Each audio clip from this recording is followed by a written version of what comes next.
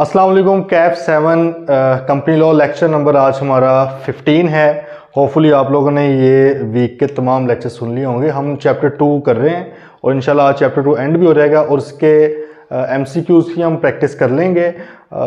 बाकी जो है आपके दूसरे क्वेश्चंस है वो हमने कुछ कर लिए थे। मीनवाइल बाकी आप लोगों के साथ शेयर कर दिया जाएगा या आज हो जाएगा शेयर आपके साथ। आपका जो प्रैक्टिस सेट है काइंडली उसमें से आप लोगों ने क्वेश्चंस लाजमी पढ़ने, तो सारे के सारे ही हैं, सारे क्वेश्चन आपने पढ़ने हैं, वो उसमें तो कोई दो राय ही नहीं है। चाहे वो आपके MCQs हैं या आपके दूसरे थ्योरी के जो रिप्रोडक्शन या केस सिनेरियोज हैं वो आपने लाजमी पढ़ने हैं। लेकिन उसमें से कुछ लिख के भी करने भाई जान, जब तक लिखोगे नहीं ये नहीं होना सही, ठीक है।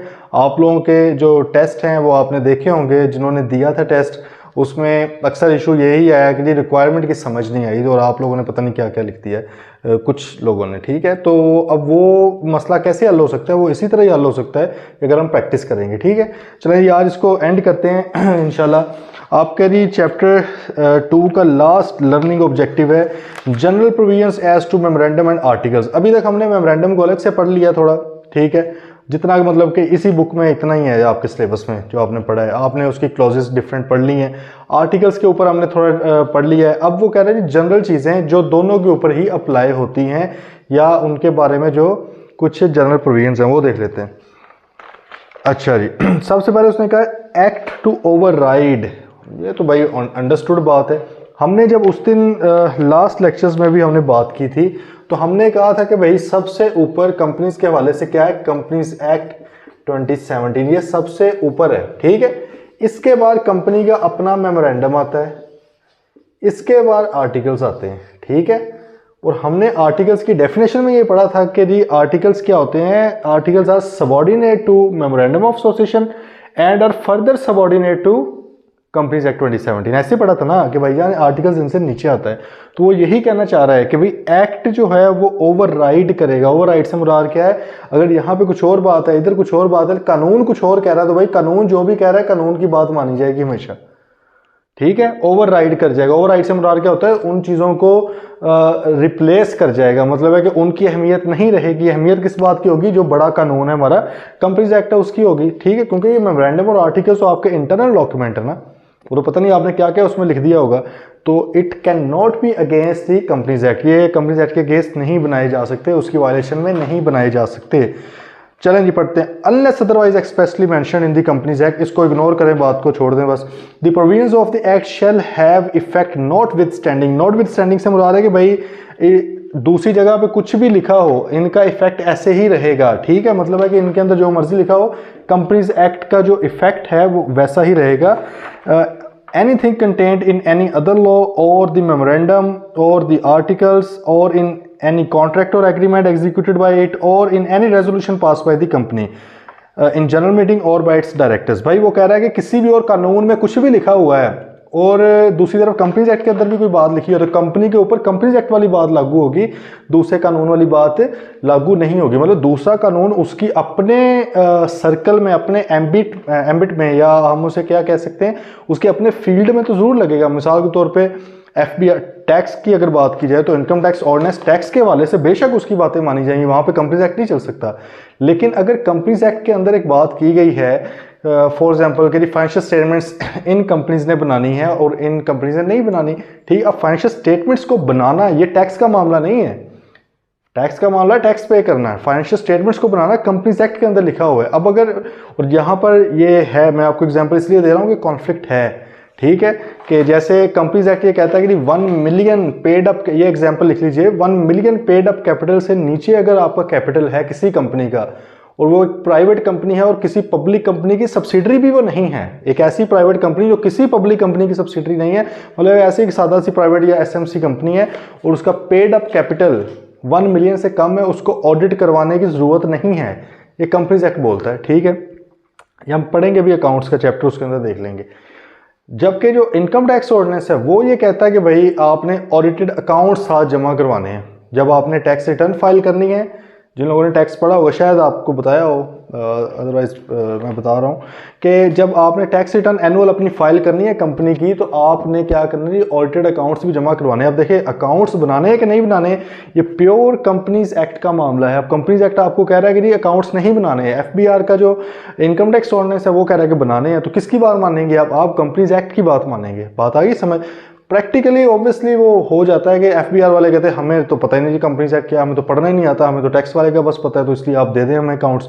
लेकिन अगर वैसे लीगली बात की जाए, ठीक है, टेक्निकली बात की जाए, तो कंपनीज एक्ट शैल प्रिवेल, सही है, क्योंकि कंपनीज के ऊपर सुप्रीम जो कानून है वो ये वाला है। इसलिए उसने कहा है कि अगर किसी कानून के अंदर कोई और बात लिखी हुई कंपनीज के हवाले से, उनकी फंक्शनिंग के हवाले से, और कंपनीज एक्ट में कोई और बात लिखी है, तो आप हमेशा कंपनीज एक्ट को फोकियत देंगे। मेमोरेंडम के अंदर कुछ लिखा हुआ है, कंपनीज एक्ट के अंदर लिखा हुआ है, तो फोकियत कंपनीज एक्ट को। आर्टिकल्स में कुछ और लिखा हुआ है, कंपनीज एक्ट में कुछ और लिखा हुआ है, तो भाई जो इधर लिखा हुआ है उसी को। कंपनी के आपस के कोई एग्रीमेंट्स है, कोई कॉन्ट्रैक्ट्स उन्होंने किए हुए हैं, वहां पे कुछ और लिख दिया गया है, लेकिन उसी हवाले से कंपनीज एक्ट में अगर कोई और बात लिखी हुई है, तो किसको माना जाएगा, कंपनीज एक्ट को। कंपनी ने कोई रेजोल्यूशन पास कर लिया, चाहे जनरल हो चाहे स्पेशल हो, चाहे डायरेक्टर्स की मीटिंग में कोई रेजोल्यूशन पास हुई हो, लेकिन अगर वो यहाँ पर मना की गई थी उस तरह की रेजोल्यूशन या उस तरह की बात यहाँ पे किसी और एंगल से लिखी गई है, तो भाई जिस एंगल से यहाँ पे लिखी गई है वही माना जाएगा। सिंपल सी बात है, क्लियर। आप ये कह सकते हैं कि companies act is superior than any other law relating to company, memorandum of company, articles of company, फिर आप कहें कि दी कॉन्ट्रैक्ट्स और एग्रीमेंट्स ऑफ कंपनी, और एनी रेजोल्यूशन ऑफ कंपनी और इट्स डायरेक्टर्स। ठीक है, आपका जो कंपनीज एक्ट है तमाम से सुपीरियर है। ओके जी, बात आ गई समझ। ठीक है जी। Any provision contained in the memorandum, articles, contract, agreement, arrangement or resolution to the extent to which it is repugnant, repugnant को लिख ले अगेंस्ट, इन वायलेशन को कहते हैं रिपग्नेंट, टेक्निकल लीगल टर्म है। मतलब कि रिपग्नेंट का क्या मतलब है, अगेंस्ट कर लें, सादा सा उसका सिनोनिम है, ठीक है, या फिर इन वायलेशन ऑफ आप कर सकते हैं, in non compliance of the provisions of the act shall be void. उसने कहा भाईजान प्रोविजंस ऑफ एक्ट के अगेंस्ट कुछ भी अगर आपने किया है तो वो वॉइड होगा। वॉइड का तो पता ही है ना भाई, वॉइड है बिनिशो, ठीक है, सिरे से ही गलत है, वो सिरे से ही उसका कोई वजूद नहीं है, इलीगल है। ओके, अब ये जनरल प्रोविजंस पढ़ रहे हैं ना, उसने जनरल एक बात बता दी कि भाईजान आर्टिकल्स और मेमोरेंडम वगैरह के अंदर जो भी आपने लिखना है इस चीज़ को जहन में रखना है कि उसके अगेंस्ट नहीं लिख सकते, क्यों, क्योंकि एंड पे माननी उसी की जानी है। ठीक है, देन आ गया कि copies of memorandum and articles to be given to members. अगर कोई भी मेंबर आपसे मांगता है कॉपी आर्टिकल्स की, मतलब कि फोटो कॉपी हमें दे दें, चाहे सॉफ्ट में PDF में दें या वैसे एक फोटो कॉपी दे दें, अगर कोई भी मेंबर आपसे मांगता है तो कंपनी ने उसको विद इन 14 डेज प्रोवाइड करनी है।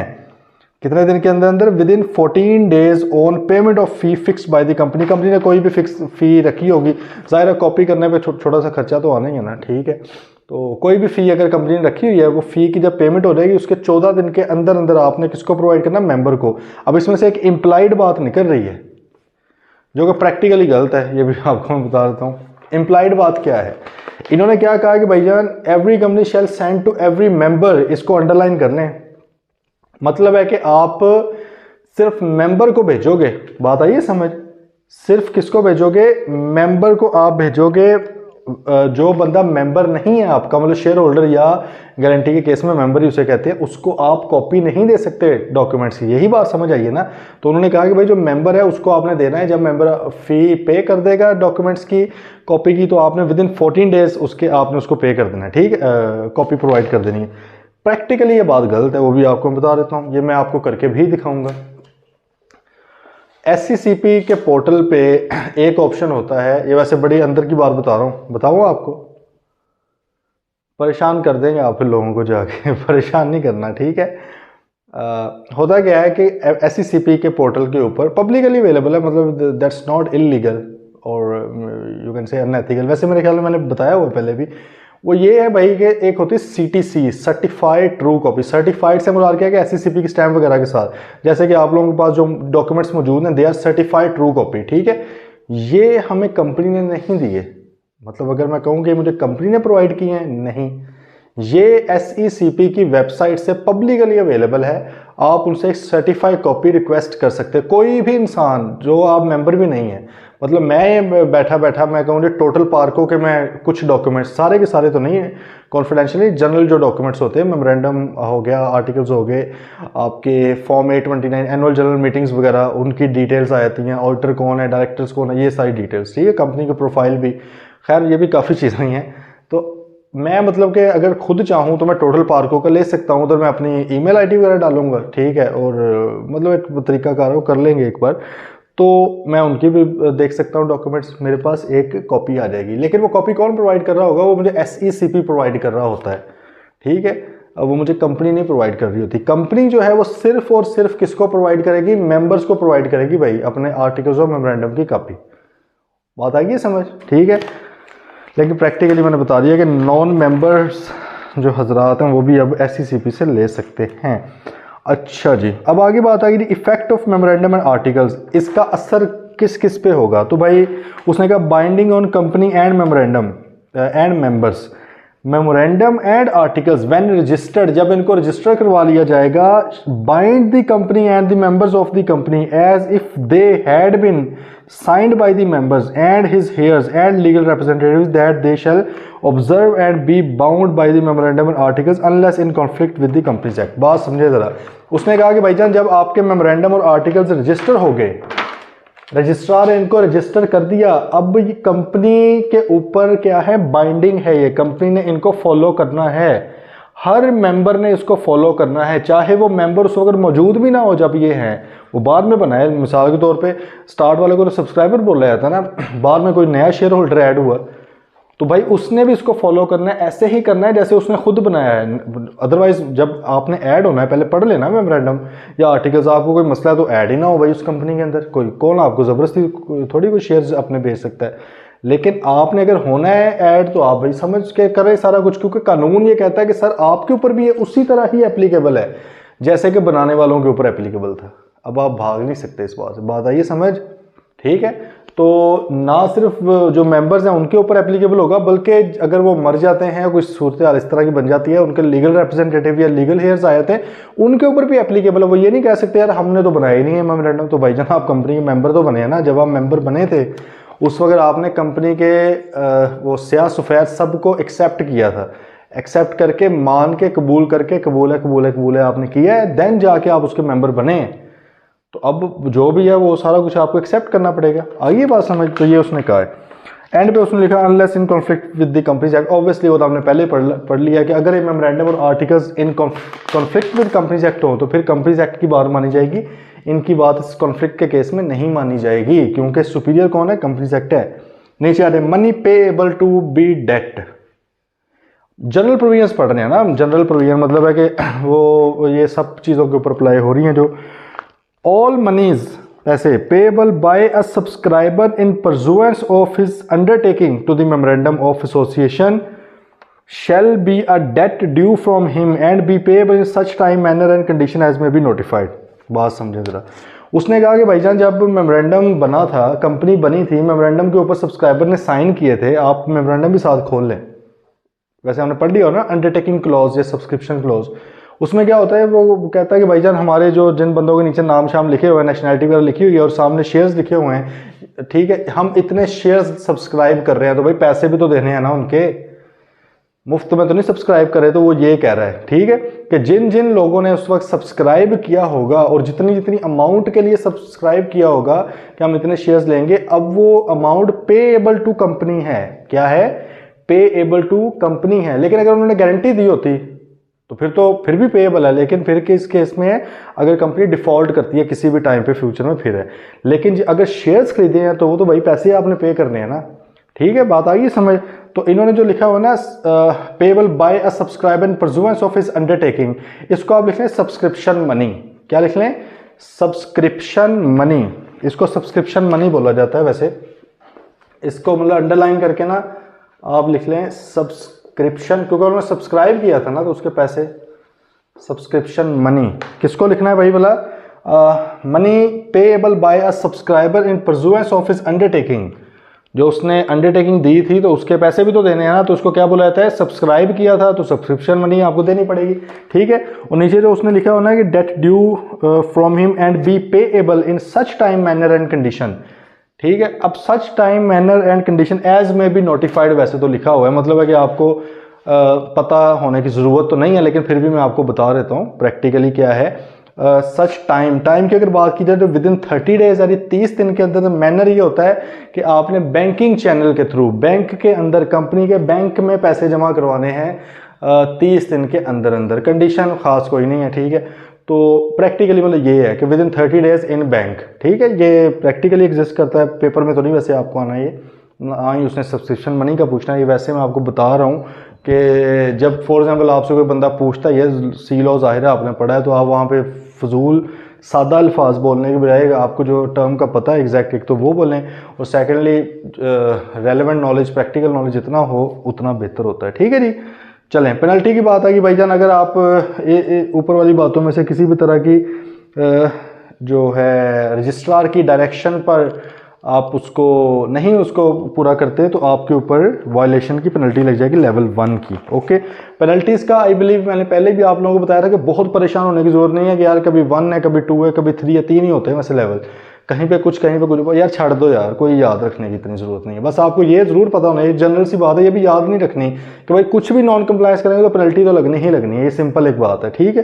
तो आप जब भी पेपर में आए क्वेश्चन के नॉन कंप्लायंस होगी तो आप ये लाइन तो लिख सकते हैं ना कि भाई जो ऑफिसर्स या डायरेक्टर्स वगैरह जो है दे शैल बी लायबल टू पे अ पेनल्टी, ये तो लिख सकते हो ना, ये तो लिखना ही लिखना है जब भी नॉन कंप्लायंस होगी। Penalty of level 1 level 2 level 3 छोड़ दो यार, एक आधा नंबर का टोटल मतलब पेपर में होगा भी ना अगर इस तरह का कुछ, तो इसकी बेस पर सारा पास फेल नहीं होना, एक आधा नंबर होगा इसका, 1 या 2 नंबर, ठीक है।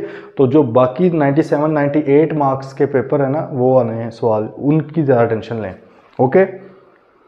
नेक्स्ट आ जाए, इफेक्ट ऑफ ऑल्ट्रेशन मेमोरेंडम और आर्टिकल्स। जब ये क्योंकि जनरल प्रोविजंस पढ़ रहे हैं अगेन कि जो आम उसने कहा मैं आपको बता देता हूँ जो जो लगनी है, कि जब भी आर्टिकल्स और मेमोरेंडम को चेंज किया जाएगा तो क्या होगा, if the memorandum of association or articles of association are altered and such alteration requires the members to take more shares। बात समझे जरा, उसने कहा कि भाई जब भी मेमोरेंडम को ऑल्टर किया जाएगा या आर्टिकल्स को ऑल्टर किया जाएगा, चेंज किया जाएगा सिर्फ इस मकसद के लिए कि जो मेंबर्स हैं वो मजीद शेयर्स लें, तो इसका मतलब किस चीज़ को चेंज किया जा रहा है मेमोरेंडम के अंदर, 6 क्लॉजेज है ना, तो कौन सी वाली क्लॉज को छेड़ा जा रहा है यहाँ पर बताएं। मतलब हम ये कह रहे हैं कि भाईजान और शेयर खरीदो हमारे मेंबर्स को, हम ये कह रहे हैं, तो कौन सी वाली लाइबिलिटी क्लॉज हिल रही है, लाइबिलिटी का क्या ताल्लुक, उसमें सिंपल लिखा लिमिटेड बाय शेयर्स है। नेम क्लॉज, नेम का क्या ताल्लुक है, प्रिंसिपल लाइन ऑफ बिजनेस कोई ताल्लुक नहीं है भाई, हमारा उससे क्या ताल्लुक है। और अंडरटेकिंग क्लॉज तो हमें पता वो चेंज हो ही नहीं सकती, वो एक बार जो बन गई है जिन्होंने अंडरटेकिंग दी थी वही है, अब वो कभी जिंदगी में चेंज नहीं हो सकते। नए मेंबर्स बनेंगे, सब्सक्राइबर बानियान जो है बानी थे वो तो नहीं चेंज हो सकते, फाउंडर्स तो वही रहेंगे, सब्सक्राइबर्स प्रमोटर्स, ठीक है, ये सारे उन्हें कहते हैं। भाई ऑथराइज कैपिटल की बात हो रही है, ठीक है, कैपिटल क्लॉज आपकी चेंज होने जा रही है यहाँ पर, ठीक है। तो वो कह रहा है कि अगर तो आपने capital clause authorise capital clause change करनी है मेमोरेंडम के अंदर, क्योंकि पेड अप कैपिटल क्लॉज नहीं होती, सिंपल होती ऑथराइज कैपिटल, मैक्सिमम अमाउंट हम कितनी इशू कर सकते हैं।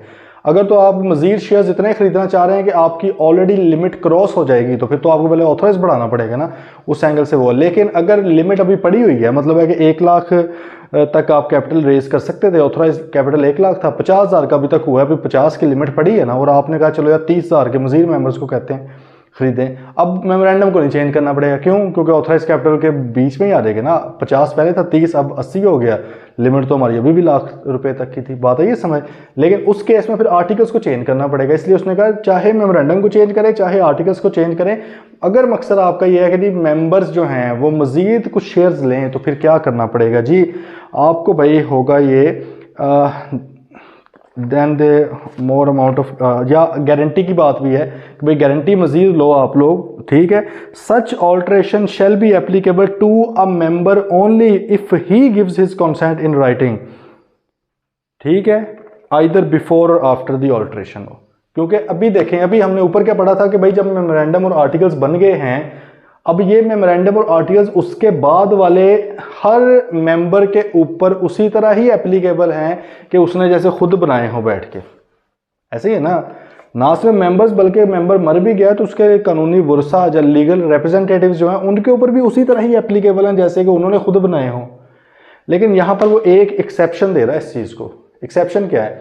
वो कहता है कि भाई अगर आपने मेमोरेंडम या आर्टिकल्स के अंदर कोई ऑल्ट्रेशन की, कोई तब्दीली की, इसलिए कि भाई या तो आप शेयर्स मजीद खरीदें या आप गारंटी मजीद दें, तो अब क्योंकि बर्डन पड़ रहा है ना, तो वो कहते हैं ये सिर्फ उस मेंबर के ऊपर एप्लीकेबल होगी ये वाली ऑल्ट्रेशन जिसने साइन किया होगा, जिसने ओके किया होगा, जिसने कंफर्मेशन दी होगी, जिसने अपनी कंसेंट दी होगी इन राइटिंग, चाहे ऑल्ट्रेशन से पहले चाहे बाद में। पहले भी हो सकती है, पहले तो होनी ही चाहिए ना, लॉजिकल सी बात है कि मैं आपको कहूँ यार आप मजीद 10,000 शेयर्स खरीदें, आप कहते हैं मैं नहीं खरीदता, तो आपके ऊपर ये वाली जो शिक मैं लिख रहा हूँ ना ये आप पे अप्लाई नहीं होगी। ये किस पे अप्लाई होगी? जिस बंदे ने साइन किए हैं, ठीक है।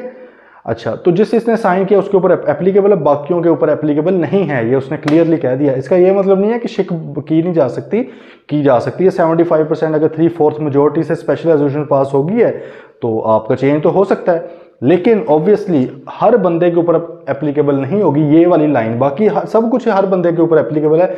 मतलब है कि वो ये नहीं कह सकते यार मैंने तो इसके हक में वोट ही नहीं दिया, तो भाई वोट का मकसद ही ये है कि मेजोरिटी इज अथॉरिटी, ठीक है। स्पेशल रेजोल्यूशन पास हुई है, आप हार गए, ठीक है, तो अब आपके ऊपर भी लेकिन वो चीज़, नया कानून उसी तरह ही एप्लीकेबल है। लेकिन सिर्फ ये वाली शिक मजीद शेयर्स लेने वाली अगर बात थी, हाँ वो आप पे तभी एप्लीकेबल होगी अगर आप शेयर्स ऑल्ट्रेशन को कंसेंट देंगे अपनी राइटिंग में, ठीक है। या गारंटी अगर आपसे मजीद मांगी गई है तो उसी सूरत में सिर्फ ले सकते हैं गारंटी हम आपसे मजीद अगर आपने अपनी कंसेंट इन राइटिंग दी हो, ठीक है। अच्छा, बिफोर ऑल्ट्रेशन तो लॉजिकल, आफ्टर ऑल्ट्रेशन भी हो सकती है। मिसाल के तौर पे ऑल्ट्रेशन हो चुकी हुई है, अब कोई नया बंदा आ रहा है, ठीक है, तो वो भी उससे भाई पहले आपने कंसेंट ले लेनी है कि भाई हम हर साल बाद लोगों को, अपने मेंबर्स को कहते हैं कि मजीद शेयर्स खरीदो, आप खरीदोगे, आप अभी कंसेंट दे दें हमें अपनी, अदरवाइज़ फिर आप मतलब कि बता दें कैसे करना है। तो वो आपको अगर कंसेंट देगा फिर वो मजीद शेयर्स आप उसको कह सकते हो खरीदने का, अदरवाइज नहीं कह सकते। बात आ गई समझ?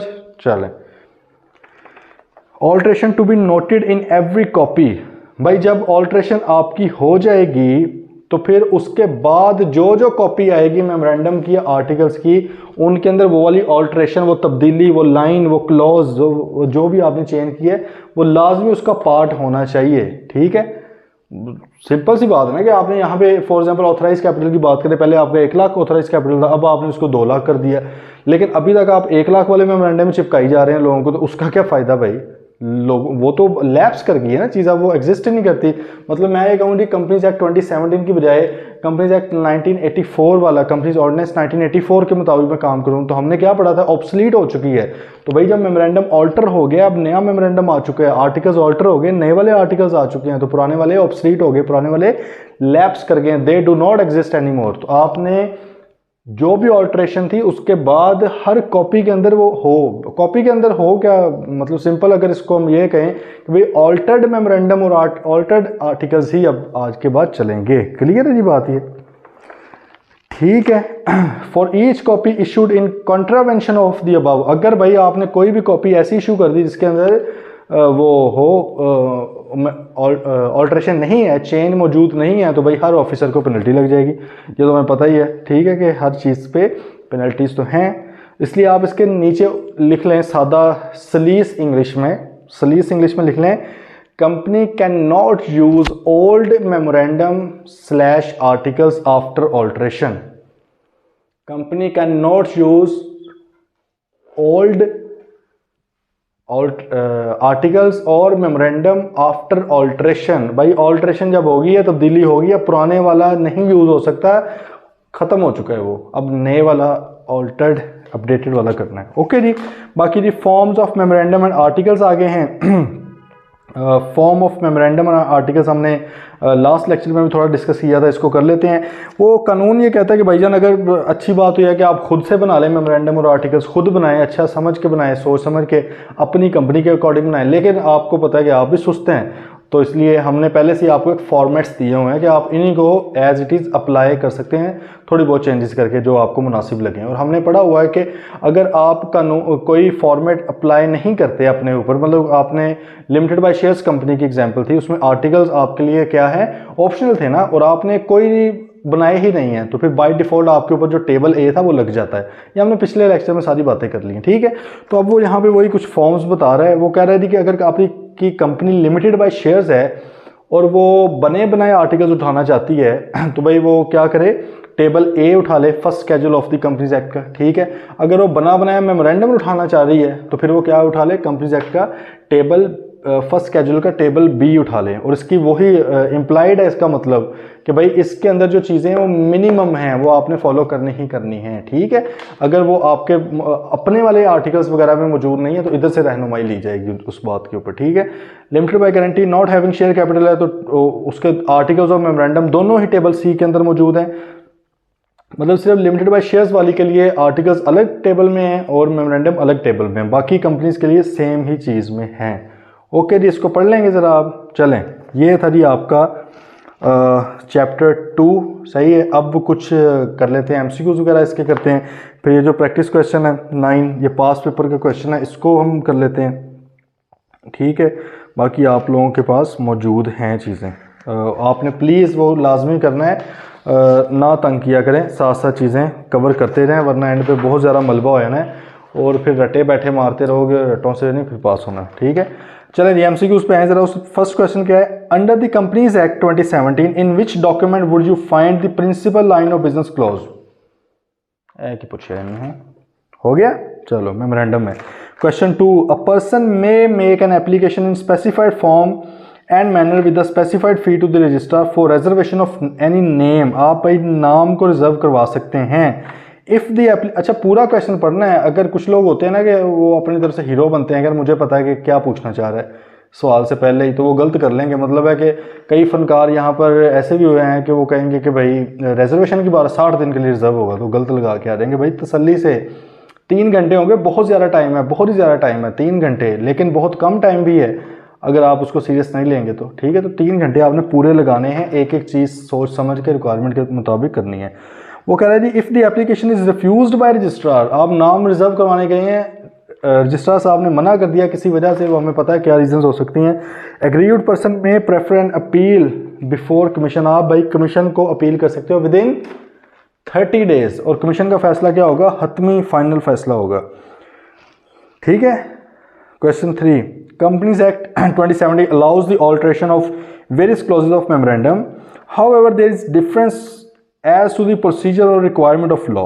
बेशक जी प्रोसीजर में फ़र्क तो है। Which clause cannot be altered in the lifetime of the company, कौन सी क्लॉज है जो कभी भी चेंज नहीं हो सकती। हमने पता है जी बानियों के नाम तो नहीं चेंज हो सकते, कायदे आज़म ने पाकिस्तान बनाया, वो कायदे आज़म का ही नाम लिखा रहेगा, कभी नहीं बदल सकता, ठीक है। जितनी मर्जी आप कोशिश कर लें नहीं बदला जा सकता। तो भाई इसी तरह क्या है, सब्सक्रिप्शन क्लोज, जिन बंदों ने कंपनी बनाई है, सब्सक्राइबर्स तो नहीं बदले जा सकते हैं, जिन्होंने बनाई है वही रहेंगे, ठीक है, मिस्त्री तो वही है।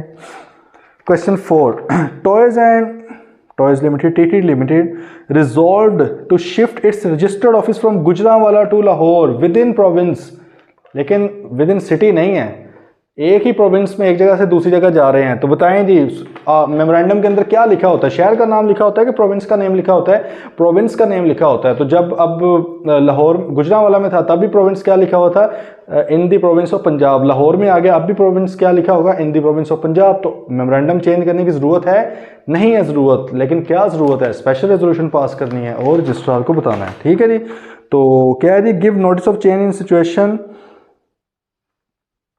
ओके हो गया। ये 4th आ जाएगा, इसमें स्पेशल रेजोल्यूशन की तो खैर कोई बात ही नहीं है, मतलब डाल देता तो चलो अच्छी बात थी। लेकिन पहले वाला अगर कहे कंसेंट ऑफ क्राइटस, भाई क्राइटस की कंसेंट लेनी होती है जब सुबह बदर हो रहे हो, आप सुबह चेंज कर रहे हैं, ठीक है। दूसरे नंबर पे give notice of change to commission within, commission को क्यों देना है यार, हु इज कमीशन, कमीशन को नहीं देना। कमीशन को आपने देना है जब सुबह चेंज करना है, उस वक्त भी नोटिस नहीं देना, अप्रूवल लेनी है। बात दोनों में फ़र्क है। नोटिस का मतलब क्या है कि सर हमने कर लिया है, वो आप नोटिस देते हो रजिस्ट्रार को, अप्रूवल लेना होता है, लाइसेंस लेना होता है, एक किस्म का इजाज़त लेनी होती है, वो कमीशन से लेनी है। Obtain approval of registrar prior to, नहीं ये तो लास्ट है give notice of change in situation of the register office to the registrar within a period of 15 days after the date of change. ये okay भाई। चौथा देखें, ये थोड़ा सा था घुमाने वाला क्वेश्चन था कि आप तसल्ली से अगर इसको ना करते तो आप गलत कर सकते थे।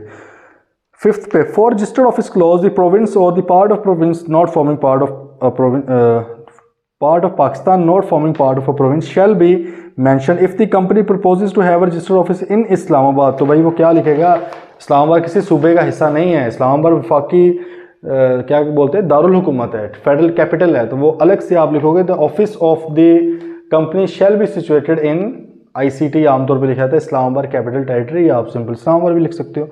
सिक्स आ गया जी, first clause of memorandum is the name clause, name सबसे ऊपर ऑब्वियसली आता है, which contains the name of the company with the addition of appropriate parenthesis, वो ब्रैकेटों को मेरे ख्याल में कहते हैं, चूज द इनकरेक्ट पैरेंथेसिस, भाई गलत ब्रैकेटें बताएं। तो आपने कहा the lawyer PLC is a public limited, PLC क्या है भाई, ये तो कुछ नहीं है। सी अगर देखा जाए the lawyer PLC is a public limited company, नहीं भाई आपको पता पब्लिक लिमिटेड कंपनी के अंदर तो ब्रैकेट लगती ही कोई नहीं है, और सिंपल आप कंपनी का नेम लिख देते हो, एंड पे लिमिटेड आ जाता है, कोई प्राइवेट शाइवेट नहीं आता, तो अंडरस्टूड है कि वो यही है, ये आप लोगों को पता है ना सारे, ठीक है। पहले वाला तो सही है ना, Abdullah private limited is a private company, ये तो सही है। Rahim guarantee limited is a guarantee limited, ये भी सही है। लास्ट वाला खान SMC डैश प्राइवेट, ज़बरदस्त है। लिमिटेड वाला उसने गलत लिख दिया है C, और हमने इनकरेक्ट ढूंढना था। क्वेश्चन 7 आ रही है समझ, 7 नंबर बताएं क्या होगा इसका, बताएं जी, अभी पढ़ा है। क्वेश्चन 7 का क्या है कि कोई भी मेंबर आर्टिकल्स या मेमोरेंडम की कॉपी मांगता है फ़ी पे करके, फ़ी पे करना भी लाजमी है, हर बार फ़ी नहीं पे करनी पड़ेगी, कुछ हम पढ़ेंगे सिचुएशन, लेकिन जब भी ये अंडरस्टूड बात, जब वो कॉपी मांगेगा ना, तो कॉपी के भाई आपने ये समझना है पैसे लगते हैं, तो पैसे तो लेंगे ना उससे, ठीक है, वरना तो हर मेंबर ही कहता रह गया 10 कॉपियाँ दे दो, 15 कॉपियाँ दे दो, तो वो अजीब सी बात है ना, आपको भाई पैसे उसके पे करने पड़ेंगे, ठीक है। तो मेंबर साहब जब पैसे पे करेंगे तो उसको within 14 days of that payment हो जाएगा इशू। 8वां, what type of resolution is required to change company's name, simple बात है कि भाई आपने मेमोरेंडम की कोई भी चीज़ चेंज करनी है ना, सिवाय सिर्फ एक चीज़ थी कि अगर आपने ऑफिस चेंज करना है विद इन सिटी, उसी शहर के अंदर ही चेंज करना है, लाहौर के एक इलाके से लाहौर के दूसरे इलाके में, मुल्तान के एक इलाके से मुल्तान के दूसरे इलाके में, कराची के एक इलाके से कराची के दूसरे इलाके में, फिर आपको स्पेशल रेजोल्यूशन रिक्वायर्ड नहीं है। अदरवाइज मेमोरेंडम की हर चीज़ को चेंज करने के लिए, 5 चीज़ों को चेंज करने के लिए, छठी हो सकती है चेंज, सब्सक्रिप्शन क्लॉज नहीं हो सकती, ठीक है। 5 चीज़ों को चेंज करने के लिए आपको हमेशा स्पेशल रेजोल्यूशन रिक्वायर्ड होगी, ओके। तो नेम भी जाहिर है कि उसी का पार्ट है, इसलिए स्पेशल रेजोल्यूशन। 9 देखें जी, in relation to company's articles of association which of the following is incorrect, गलत वाला भाई ढूंढना है आपने। पहला देखें, articles of association set down the internal regulations of a company, बिल्कुल भाई इंटरनल रेगुलेशंस के लिए। promoters may or may not submit their own form of articles when submitting the forms necessary to form a company limited by share, वो कह रहे हैं कि भाई वो अपना आर्टिकल्स भी दे सकते हैं, नहीं भी दे सकते, लिमिटेड बाय शेयर्स के लिए तो हमें पता है ना कि लिमिटेड बाय शेयर्स के लिए ऑप्शनल है आर्टिकल्स ऑफ एसोसिएशन, ठीक है। लेकिन यही अगर अब यहाँ पे गारंटी लिमिटेड लिखा होता तो यही जवाब हो जाना था, क्यों, क्योंकि हमने इनकरेक्ट ढूंढना था, that would have been an incorrect answer.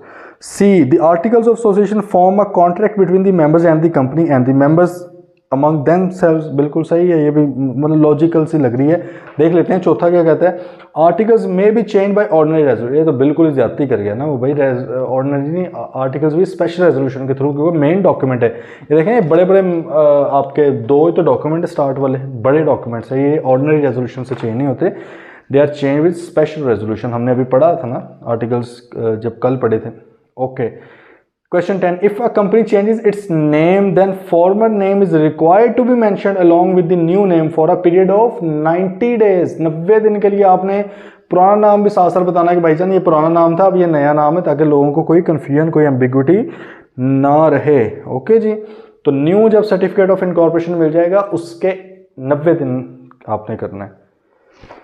11, a company has been incorporated with the name in contravention of the relevant provisions of the Companies Act, अच्छा भाई आपने नेम एक कोई कानून की खिलाफ वर्जी में आपने कोई नेम उठा लिया। Now the directors have received an order from registrar, देखो जब आप गलत नेम चूज करो या अपनी पसंद से नेम चेंज करना चाहो तो आप जब मर्जी कर लो, ठीक है, लेकिन अगर आपको रजिस्ट्रार साहब डायरेक्शंस दे रहे हैं, उनको पता लग जाए, तो फिर आपने कितने दिन में करना होता है? Within 30 days of that order आपने वो करना होता है। ठीक है जी।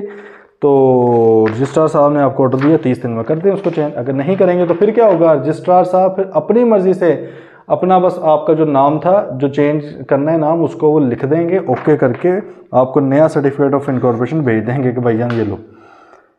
12 विच of the following clause is not covered in table A of the first schedule. ये देखें जी, आपको टेबल ए बताया हुआ है ना, तो पीछे आए आर्टिकल्स को अगर हम पढ़ें, कॉन्टेंट्स ऑफ आर्टिकल्स वाला, ठीक है, तो इसमें आप देख लें, वो कहते हैं इसमें कौन सी चीज़ उसमें नहीं है। प्रोसीडिंग्स ऑफ डायरेक्टर्स है, वोट्स ऑफ मेंबर्स है, instrument of proxy, annual return. Annual return क्या होती है? साल बार आपने एससीसीपी को जमा करवाना होता है जी, हमारा ये पूरा खाता है, कंपनी इस तरह चली, इतनी मीटिंग्स वगैरह हुई, तो भाई आर्टिकल्स में कोई इल्हाम थोड़ी होना कि अगले 5 सालों में कितनी मीटिंग्स होंगी, क्या क्या होगा, तो आर्टिकल्स तो आप स्टार्ट में बना लेते हैं। बात है ये समझ, इसलिए एनुअल रिटर्न लॉजिकली इसका पार्ट नहीं होती। आपको अगर ये वो रट्टा ना भी लगा उन सारी चीज़ों का, फिर भी आपको अगर एनुअल रिटर्न का पता लग गया है, ठीक है, वैसे हम आगे जाएंगे जब, तो एक चैप्टर में पढ़ भी लेंगे इसको। एनुअल रिटर्न में आपको बता यही रहा हूँ कि आप साल बाद रिकॉर्ड अपना कुछ देते हैं एससीसीबी को, तो वो तो हर साल देना है, तो आर्टिकल्स में कैसे हो सकता है वो रिकॉर्ड? ठीक है, okay. 13 a company is changing its registered office from Gulgasht colony to Bukhari colony within the city of Multan. भाई मुल्तान के अंदर ही एक जगह से दूसरी जगह जा रहे हैं, चिल सही ना भाई, क्या कोई स्पेशल रेजोल्यूशन पास करने की जरूरत है? नहीं है। अच्छा, उसने कहा जो the following requirements are applicable, पहले नंबर पे आ गया नोटिफाई टू रजिस्ट्रार। नोटिफाई तो करना ही करना है, जब भी आप अपना ऑफिस चेंज करेंगे तो आपने रजिस्ट्रार को नोटिफाई करना होता है 15 दिन के अंदर। ये सही है वो बात। अच्छा, फिर वो कहते हैं पास अ स्पेशल, नहीं ये तो नहीं। गेट कंफर्मेशन फ्रॉम कमीशन, नहीं ये भी बिल्कुल नहीं। कमीशन से तो कंफर्मेशन हमने एक्सट्रीम लेवल पे लेनी होती है जब सुबह चेंज करना हो, ठीक है। स्पेशल रेजोल्यूशन हमने सुबह के केस में भी करनी होती है, अगर शहर चेंज कर रहे हैं फिर भी करनी होती है, लेकिन अगर विद इन सिटी रह रहे हैं फिर कुछ आपने ऑर्डिनरी रेजोल्यूशन ही बस सिंपल पास करनी है। तो इसका मतलब है कि ए हो जाएगा 1 ओनली, ये आपका जवाब है। इस तरह के क्वेश्चन पेपर में बहुत आते हैं भाई, ठीक है, तो ये आपको आनी चाहिए। ये खैर प्रैक्टिस कर लीजिएगा इसको पढ़ के, क्योंकि आगे रजिस्टर्ड ऑफिस की बातें ही आ रही हैं, तो ये देख लेना आप। सही है, हाँ, ओके। चलें, ये बाकी के एमसीक्यूज जो हैं आपने खुद करने हैं, सारे सॉल्व करने हैं, ठीक है, लाजमी करने हैं प्लीज़। इसके एमसीक्यूज भी बड़े ट्रिकी आते हैं, इस बार बड़े ट्रिकी आए थे क्वेश्चन। अच्छा, प्रैक्टिस क्वेश्चन पीछे आ रहे हैं जो हमने पढ़ा है। मिस्टर जोक पढ़ लेते हैं। Mr Joke is an employ in a brokerage house. Brokerage house से मुराद है जो शेयर्स वगैरह खरीदते बेचते हैं ना, जो डीलिंग करवाते हैं, ब्रोकर्स, आपको पता ही है, ठीक है, वो ब्रोकरेज हाउस उसको बोला जाता है, ठीक है, लिस्टेड कंपनीज के जो शेयर्स वगैरह बिकवाते हैं। एंड अच्छा, वो एम्प्लॉय है and he wants to prepare some reports on request of some potential investors for a company named as Arizona Grill Limited. कोई एरिजोना ग्रिल लिमिटेड है तो लिस्टेड ही होगी ना, क्योंकि मैंने कहा ब्रोकरेज हाउस काम ही वहाँ पे करते हैं। एरिजोना ग्रिल लिमिटेड है जी, कोई पोटेंशियल इन्वेस्टर को पैसा लगाना चाह रहे हैं, उन्होंने अपने ब्रोकरेज हाउस को कहा है कि भाईजान उसके बारे में मुझे कुछ इन्फॉर्मेशन जाननी है, ठीक, कुछ रिपोर्ट्स बनानी है। उसने आगे वो कह रहे for the preparation of the report he requires memorandum and articles of company. अब उस रिपोर्ट के ऊपर ज़ाहिरा को लिखना होगा भाई कब कंपनी बनी थी, प्रिंसिपल लाइन ऑफ बिजनेस क्या है, ऑथराइज कैपिटल क्या था, मेंबर्स कौन कौन है, ठीक है। अब ये बातें उसको तो नहीं पता बंदे को, जोक को, अब वो चाहते हैं यार ये भी बातें मैंने उसको बतानी है, ठीक है, तो मेमोरेंडम और आर्टिकल्स के अंदर ये लिखी होती हैं। बात आइए समझ, ये देख, ये बड़ा प्रैक्टिकल सा एक उसने सिनेरियो बताया, इंतहाई प्रैक्टिकल है। हमारे पास कई बार लोग आते हैं कि जी हमने अपनी कंपनी के लिए मतलब कि हमारा टैक्सेशन सारा देख लें, हमारा ऑडिट देख लें, फलां फलां, तो हमारी जब मीटिंग होती है पहले हम उससे कंपनी का नेम पूछा होता है हमने कि नेम क्या है, और मैंने आपको क्या बताया कि डाटा निकल आता है, तो हम पहले सारा डाटा निकाल के बैठे होते हैं कि भैया अच्छा आपका ऑफिस ये, अच्छा तब बनी थी आपकी कंपनी, डायरेक्टर्स आपके ये थे, ये शेयर होल्डिंग है आपकी। वो बंदा उधर ही इंप्रेस हो जाता है कि वो उसे क्या पता है कि भाई ये तो एक सिंपल सी बात है, थोड़ी सीखने वाली चीज़ है बस, बात आइए समझ। तो ये मतलब बड़ी प्रैक्टिकल एग्जांपल है, रियली प्रैक्टिकल, लेकिन प्रैक्टिकल इन अ सेंस कि होती है, रियल लाइफ है, लेकिन वैसे थोड़ी सी मैंने आपको जो बता दिया है कि इसके अंदर क्या लिखा हुआ है कानून में कि सिर्फ मेंबर को कंपनी दे सकती है रिपोर्ट्स, मेमोरेंडम और आर्टिकल्स की कॉपी, वो प्रैक्टिकली बात गलत है, ठीक है। ये इस हद तक प्रैक्टिकल है कि लोग पूछते तो हैं इस तरह की इन्फॉर्मेशन। अच्छा, अब उसने क्या state whether he can obtain such copies of memorandum and article from Arizona Grill limited. भाई क्या वो एरिजोना ग्रिल लिमिटेड से ले सकता है? नहीं ले सकता। क्यों? क्योंकि हमने कहा है कि एरिजोना ग्रिल लिमिटेड मतलब कि company shall issue every member a copy of memorandum and articles of association on his request, ठीक है, at the payment of a fixed fee. सही है, फिक्स्ड फी जो है उसकी पेमेंट के 14 डेज के अंदर अंदर आप उसको दोगे, लेकिन एवरी मेंबर को दोगे। इसलिए मैंने उससे कहा था अंडरलाइन कर लो। लेकिन अब आपको मैंने हल भी इसका बता दिया, तो आप उसका जवाब खैर दूसरे हल वाला लिखना हो तो लिखते हैं, लेकिन मेरा नहीं ख्याल, पता नहीं एग्जामिनर साहब अगर तो प्रैक्टिस में है तो उन्हें आइडिया होगा, अदरवाइज नहीं पता होगा उन्हें। तो अब देखें, कानूनी बुक्स के हिसाब से तो वो बंदा नहीं कर सकता, ठीक है, उसको मेमोरेंडम आर्टिकल्स नहीं मिल सकते। तो फिर दूसरी सोल्यूशन क्या होगी? कंपनी से तो नहीं लेगा, एससीसीपी से जाके ले ले वो, ठीक है। एससीसीपी से क्या मसला है, मिल जाएगा आपको, इजीली मिल जाएगा, इंतहाई इजीली मिल जाएगा, ठीक है। तो Arizona is not bound to provide such copy, वो उसने नहीं कम से कम प्रोवाइड करने, ओके। प्रैक्टिस क्वेश्चन 10 पे आ रहे हैं। Ahmad, Ahmar and Akbar being the founding members of MS Excellent Private Limited got the certificate of incorporation of the company on 1st March। 1st मार्च को भाई उनको सर्टिफिकेट ऑफ इनकॉर्पोरेशन मिल गया एक प्राइवेट लिमिटेड कंपनी का। दे हैव, अच्छा जिस तरह मैं क्वेश्चंस पढ़ रहा होता हूँ, रीड कर रहा होता हूँ, कोशिश कीजिए कि प्रैक्टिस के दौरान अभी से आप अपनी प्रैक्टिस इसी तरह की रखें। अगर कोई बेहतर तरीका होता है तो वो भी आप कर लें, लेकिन मुझे बेहतर ये लगता है कि आप एक लाइन पढ़ें, थोड़ा सा उसको उर्दू में अपने हिसाब से एब्जॉर्व करें और रेलिवेंट जो आपका लॉज हैं या जो प्रोविजंस हैं वो आपके माइंड में फ़ौरन आनी चाहिए। ये चीज़ ऐसे आप किसी भी सब्जेक्ट पे अप्लाई कर सकते हैं, बड़ी हेल्प हो जाएगी इससे होपफुली। अच्छा, उसने करी एक प्राइवेट लिमिटेड कंपनी बनाई थी और सर्टिफिकेट ऑफ इनकॉर्पोरेशन मिल गया 1 मार्च 2020 को।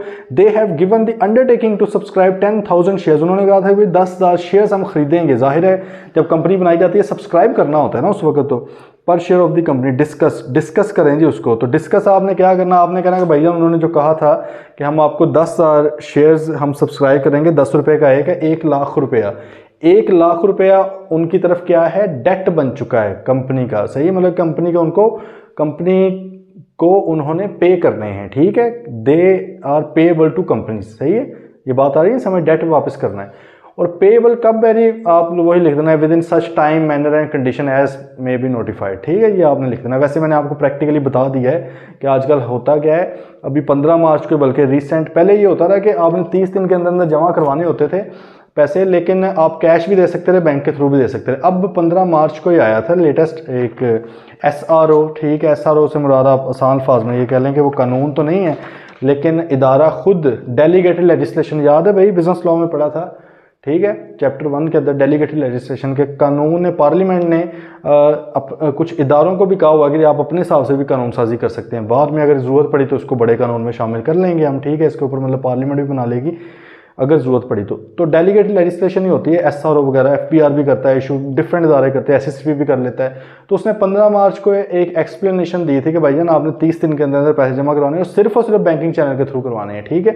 मतलब ये लेटेस्ट इन्फॉर्मेशन आपके पास आ गई है, पेपर में लिखने की जरूरत नहीं, उधर आप सादा सी बात लिख दें कि भाई एज में भी स्पेसिफाइड, ठीक हो गया। चलें जी, ये था जी आपका चैप्टर 2 अल्हम्दुलिल्लाह एंड हो चुका है। टेस्ट आपका इसका कल ही टेस्ट है, ठीक है, तो सैटरडे को वो भी आप लोगों ने देना है, लाजमी देना है प्लीज़। इस बार जो शख्स टेस्ट मिस करेगा लिटरली वो अगले 2 लेक्चर्स नहीं ले सकेगा, और 2 लेक्चर से मुराद क्या है कि उसको एक्सेस कभी भी नहीं मिलनी उनकी, ठीक है। तो प्लीज़ यार, कोई 25-30 मिनट भी नहीं लगते टेस्ट के ऊपर, अपने आप पे भी रहम खाओ, ठीक है, और ये लाजमी करें। मिलते हैं फिर इंशाल्लाह मंडे को। टिल देन टेक केयर, अल्लाह हाफिज़।